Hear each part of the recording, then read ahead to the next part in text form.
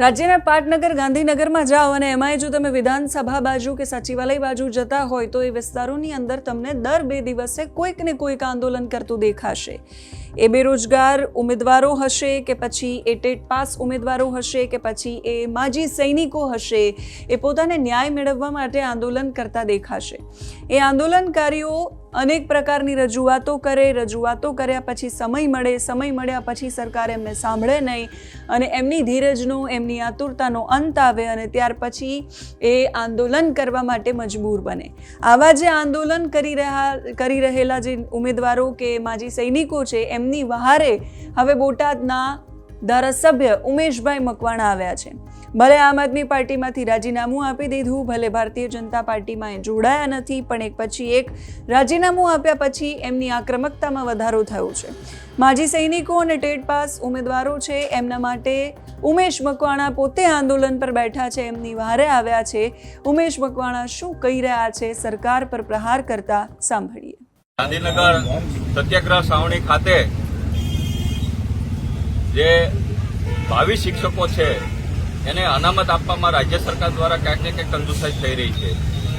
વારંવાર અમે રાજ્ય સરકારનું ધ્યાન દોરવામાં આવ્યું છે લેખિત મૌખિક, પણ તેમ છતાં હજી સુધી આનું નિરાકરણ આવ્યું નથી। તમે જોયું છે કે જે ધોરણ 1 થી 5 અને 6 થી 8 જે શિક્ષકોની ક્રમિક ભરતી કરવામાં આવી રહી છે એમાં ક્યાંક ને ક્યાંક ઓબીસી કેટેગરીના ઉમેદવારો સાથે, એસસી કેટેગરીના ઉમેદવારો સાથે અન્યાય થઈ રહ્યો છે। તમે આજે હું મીડિયાના મારફત બધા એવિડન્સો રજૂ કરું છું। તમે આમાં જોઈ શકો છો કે જે ઓબીસીના ઉમેદવારોની જે 5000ની ભરતીમાં 28% અનામત મુજબ જે ભરતી કરવામાં આવી હોય એ ખરેખર થઈ નથી। માત્ર ને માત્ર 14.50% લેખે ભરતી કરવામાં આવી છે। એટલે કે ગુજરાતના 22 જિલ્લા એવા છે કે જ્યાં ઓબીસીની એક પણ સીટ ભરવામાં આવી નથી। એટલે ક્યાંક ને ક્યાંક ઓબીસીના ઉમેદવારો સાથે ચોખ્ખો હળહળતો અન્યાય કરવામાં આવ્યો છે રાજ્ય સરકાર દ્વારા, અને ખાસ કરીને એસસીના ઉમેદવારને પણ આવો અન્યાય થયો છે।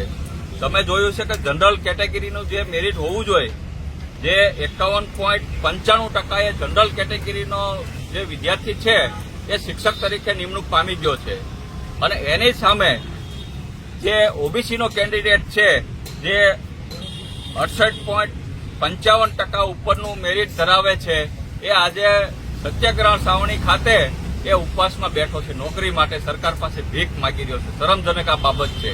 70% વાળો જે એસસીનો કેન્ડિડેટ છે, 70-80% વાળો એસસીનો ઓબીસીના જે પછાત સમાજના ઉમેદવારો છે એ નોકરી માટે વલખા મારે છે, અને 51% વાળા જનરલ કેટેગરીના જે કેન્ડિડેટો છે એને નોકરી પ્રાપ્ત થઈ છે। આ ક્યાંક ને ક્યાંક રાજ્ય સરકાર દ્વારા ભરતીમાં ક્યાંક ને ક્યાંક ક્ષતિ જોવા મળી રહી છે। એવી રીતના તમે જોયું છે કે એક્સ આર્મી મેનને અનેક રાજ્યોની અંદર એની કેટેગરી મુજબ અનામત આપવામાં આવે છે। માત્ર ને માત્ર ગુજરાત રાજ્ય એક એવું છે કે જે આપણા જવાનો છેલ્લા 15 દિવસથી રક્ષાબંધન પણ અહીંયા છાવણી ખાતે કરવામાં આવી રહ્યા છે। 15 દિવસથી ઉપવાસમાં બેઠા છે। ખાલી માંગ એ છે કે ભાઈ ગુજરાત સરકાર એને જે રાજ્ય સરકારમાં અનામત એને મળવી જોઈએ એ રાજ્ય સરકાર એને હજી સુધી આપી નથી, અને ખૂબ જ ચોંકાવનારી એક ગુજરાત માટે આ શરમજનક બાબત હું આજે મીડિયાના મારફત રજૂ કરું છું કે આપણે ગુજરાતને વિકસિત રાજ્ય માનવી છીએ, ડબલ એન્જિનની સરકારનું સૌથી મજબૂત રાજ્ય માનવી છીએ, પણ સરકારી શાળાઓમાં ગુજરાતનું રાજ્ય ક્યાં છે એ હું તમને માહિતી આપું। ઉત્તર પ્રદેશમાં 1,37,102 સરકારી શાળાઓ છે, મધ્યપ્રદેશમાં 92,439 સરકારી શાળાઓ છે, બિહારમાં તમે જુઓ તો 80,000 સરકારી શાળાઓ છે, આસામમાં 45,000 છે, ઝારખંડમાં 35,000 છે, આવી રીતના તમિલનાડુની વાત કરું તો 37,000 છે। તો ગુજરાતની જ્યારે વાત કરું ને તો માત્ર ગુજરાતમાં ખાલી 34,597 સરકારી શાળાઓ છે।